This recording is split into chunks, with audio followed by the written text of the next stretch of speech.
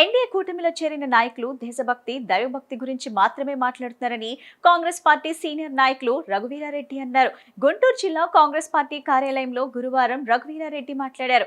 Neat ప్రశ్నపత్రం leakage వ్యవహారంపై యువత ఉద్యమించారని, దేశంలో యువతను అణిచివేయటమే దేశభక్త అని ప్రశ్నించారు.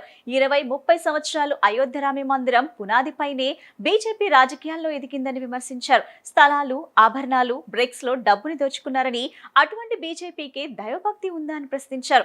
బీజేపీ దైవభక్తి, దేశభక్తి ముసుగులో రాజకీయాలు చేయటం తేటతెల్లమైందని అన్నారు. కాంగ్రెస్ పార్టీ నాయకులు లింగంశెట్టి ఈశ్వర్రావు, వనుకూరి శ్రీనివాసరెడ్డి, ఎన్ఎం సుధీర్ బాబు, కొరివి వినయ్ కుమార్ తదితరులు ఈ సమావేశంలో పాల్గొన్నారు.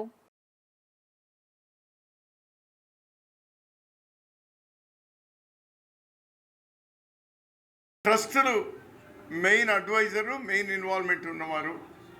ప్రతి ఒక్కటి కూడా ప్రధానమంత్రి గారి కనుసల్లంలోనే నడిచింది. చివరికి ఇంతవరకు ఈ భూప్రపంచం మీద హిందూ దేవాలయాలు అర్చకులో లేకపోతే స్వాములో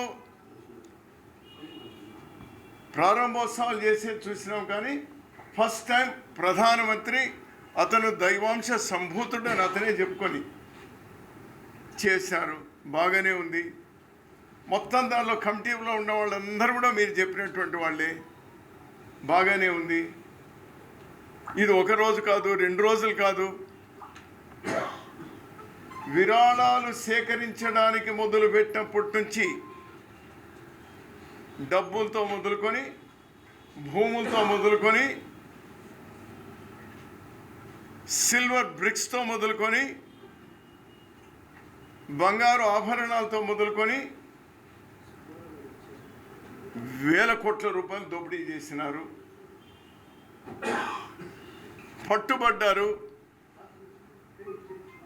ఇంకా మీరు దైవభక్తి ఉంది అని చెప్పుకోగలుగుతారా? మీరు దాని మీద ఏమైనా చర్య తీసుకున్నారా? మీరు ఎవరు దిగువ స్థాయిలో ఉన్నటువంటి వాళ్ళు, ఆ డ్రైవర్లో లేకపోతే అటెండర్లో లేకపోతే అక్కడ చీపురు బట్టి అక్కడ క్లీన్ చేసేవాళ్ళు 8 మందిని మీరు అరెస్ట్ చేసి పెద్దవాళ్ళని మీరు రక్షించుకోవాలని చూస్తే మీకు దైవభక్తి ఉందా?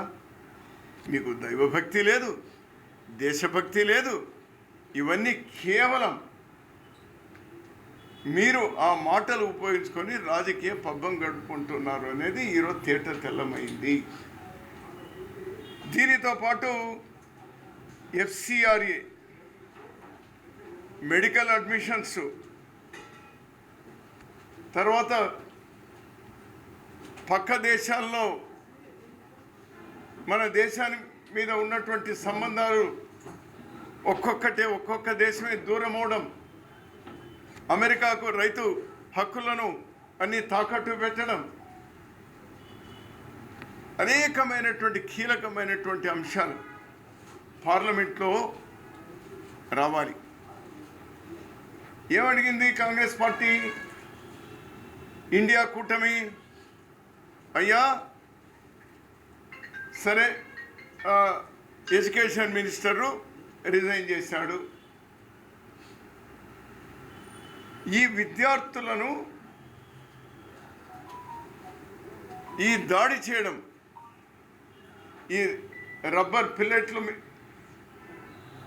వినియోగించడం కానీ, AK-47 వినియోగించడం కానీ, వాటర్ క్యానర్లు ఉపయోగించడం కానీ, లేకపోతే ఆ లాఠీలకు మేకులు పెట్టి వాళ్ళను దాడి చేయడం కానీ ఇవన్నీ చేశారు. లేకపోతే చివరికి రాళ్ళు రప్పలేసుకొచ్చినటువంటి ట్రక్కులు కూడా అక్కడికి వచ్చినాయి.